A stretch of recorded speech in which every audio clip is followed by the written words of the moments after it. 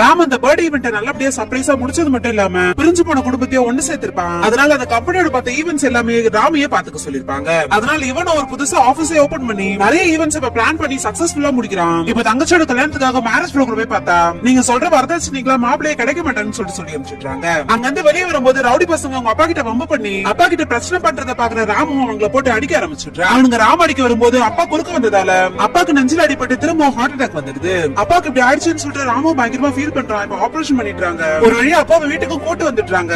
சின்ன வயசுல அவங்க அப்பா எப்படி இவனை பாத்துக்கிட்டாரோ அதே மாதிரி அவங்க அப்பாவை நல்லபடியா பாத்துக்கிறான். அந்த கல்யாண புரோக்கர் இப்ப அந்த எம்டி வீட்டுக்கு போறாரு. அவங்க பையனுக்கு பொண்ணு பாத்துட்டு இருப்பாங்க. அந்த போட்டோஸ் எல்லாம் காமிச்சிட்டு இருப்பாங்க.